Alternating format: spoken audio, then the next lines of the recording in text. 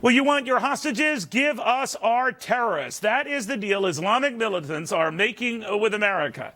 Of course, fat chance that's going to happen, but the more brazen these terrorists are getting, the more frequent the calls for America's military to start intervening, should it.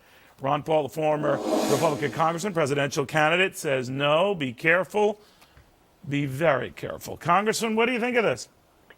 I think it would be foolish. I think what we've been doing for so many years has been very foolish. I think that they ought to try to understand what blowback is all about and what the CIA has talked about and what Michael Schur has demonstrated so often in his work in the CIA.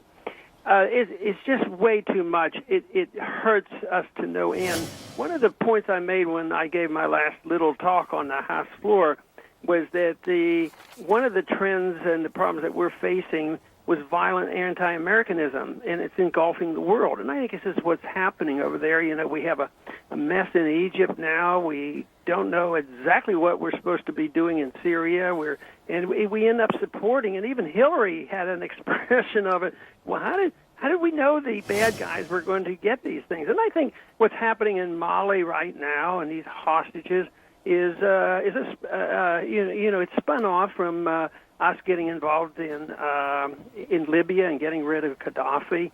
So one thing leads to another, and I just think that all these problems that we have makes my case very clear that we should have followed the founders' advice of staying out of the entangling alliances and staying out of the internal affairs of other nations, mind our own business, and save a dollar now and then because we're flat out broke. Well, the argument you get back, as you know, Congressman, is that we'll regret that because we essentially give the bad guys free run.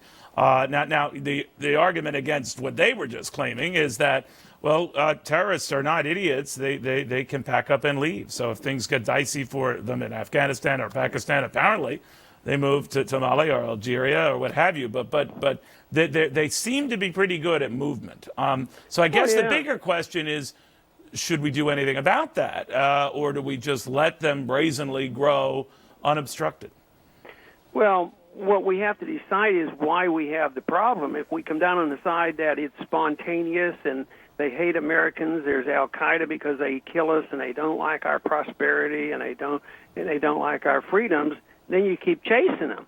But if the problem of these threats toward us and the disruption is because we're involved, then the answer is be less involved. But what if it's a little more than that, Congressman? I know you and I have chatted about this before. What if they really do hate us? They hate everything we stand for, and they really are all about whatever our overtures to the Muslim community or lack thereof, that they're all about destroying us. They just can't stand us and want us dead. Well, they might ask the same question. What if we didn't hate Muslims? I mean, we have to build up a lot of hatred for us to go 6,000 miles away and kill people with drones. And this is where the conflict is coming. We have to beat the drums of war and this hatred that we have to go over and do these things. And then all of a sudden, we have an epidemic of suicides of American soldiers that come back. What am I doing over here? Shooting these drone missiles and little kids dying and innocent people dying, and all of a sudden they come back and now more people die from suicide. Our soldiers are committing suicide.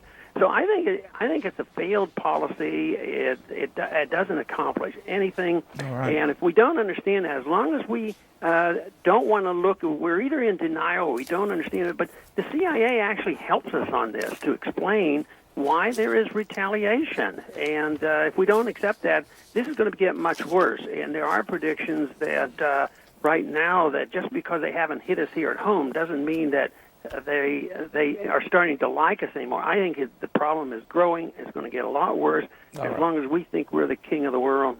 Ron Paul, thank you very much, I think.